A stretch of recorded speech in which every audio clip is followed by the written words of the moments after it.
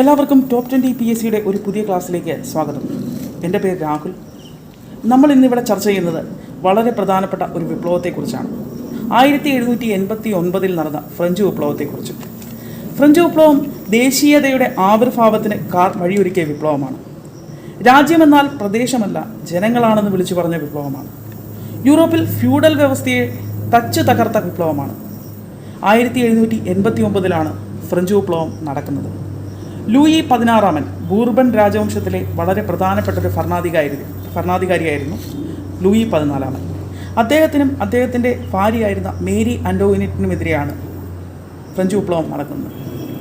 1789 June 14 ആയിരക്കണക്കിന് വരുന്ന ആളുകൾ ചേർന്ന് ഫ്രാൻസിലെ പ്രധാന ജയിലായിരുന്ന ബാസ്റ്റ്യൻ കോട്ട തകർക്കുന്നതോടെയാണ് ഫ്രഞ്ച് വിപ്ലവം ആരംഭിക്കുന്നത്. വിപ്ലവങ്ങളുടെ മാതാവ് എന്നറിയപ്പെടുന്ന വിപ്ലവമാണ് ഫ്രഞ്ച് വിപ്ലവം. ഫ്രഞ്ച് വിപ്ലവത്തിൻ്റെ പ്രധാനപ്പെട്ട മുദ്രാവാക്യമാണ് സ്വാതന്ത്ര്യം, സമത്വം, സാഹോദര്യം. ജനകീയ പരമാധികാരം എന്ന ആശയം വ്യാപിക്കാൻ കാരണമായ വിപ്ലവമാണ് ഫ്രഞ്ച് വിപ്ലവം. 1789 ജൂൺ 20 ടെന്നീസ് കോർട്ട് പ്രതിജ്ഞ ഫ്രഞ്ച് വിപ്ലവവുമായി ബന്ധപ്പെട്ടിരിക്കുന്നു. 1789 ജൂൺ 20 നടന്ന ടെന്നീസ് കോർട്ട് പ്രതിജ്ഞ ഫ്രഞ്ച് വിപ്ലവവുമായി ബന്ധപ്പെട്ടിരിക്കുന്നു. ഫ്രഞ്ച് വിപ്ലവകാരികൾ വധശിക്ഷയ്ക്ക് ഉപയോഗിച്ച ആയുധമാണ് ഗില്ലറ്റിൻ. ഗില്ലറ്റിനാണ് ഫ്രഞ്ച് വിപ്ലവകാരികൾ വധശിക്ഷയ്ക്ക് ഉപയോഗിച്ച ആയുധം. ഫ്രഞ്ച് വിപ്ലവത്തിൻ്റെ പ്രവാചകൻ എന്നറിയപ്പെടുന്നത് റൂസോയാണ്. ഫ്രഞ്ച് വിപ്ലവത്തിന് ഊർജം പകർന്ന നിരവധി ചിന്തകരുണ്ട്. റൂസോയും വോൾട്ടയറും മൊണ്ടസ്ക്യൂവുമെല്ലാം ഫ്രഞ്ച് വിപ്ലവത്തിൻ്റെ പ്രധാനപ്പെട്ട ചിന്തകരാണ്. ഫ്രഞ്ച് വിപ്ലവത്തിൻ്റെ പ്രവാചകനാണ് റൂസോ.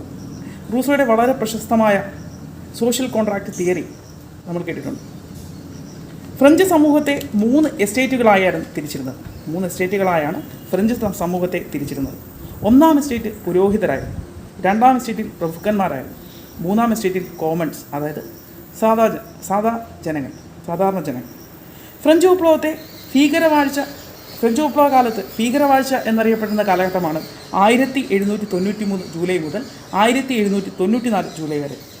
ഫ്രഞ്ച് ക്ലബ്ബായ ജാക്കോബീനിൽ അംഗമായ ഇന്ത്യൻ ഭരണാധികാരിയാണ് ടിപ്പു സുൽത്താൻ. ഫ്രഞ്ച് വിപ്ലവത്തിൻ്റെ ഓർമ്മയ്ക്കായി ടിപ്പു സുൽത്താൻ ശ്രീരംഗപട്ടണത്ത് മരം നട്ടു. ഫ്രഞ്ച് വിപ്ലവത്തിൻ്റെ ശിശു എന്നറിയപ്പെടുന്നത് നെപ്പോളിയൻ ബോണപ്പാർട്ടാണ്. ബൂർബൺ രാജവംശത്തിനെതിരെ ലൂയി 16 മേരി ആൻ്റോയിനറ്റിനെതിരെ നടന്ന വിപ്ലവമാണ് ഫ്രഞ്ച് വിപ്ലവം. ഇതോടുകൂടി ഫ്രഞ്ച് വിപ്ലവത്തെക്കുറിച്ചുള്ള വളരെ ചെറിയ ക്ലാസ് ഇവിടെ അവസാനിക്കുന്നു.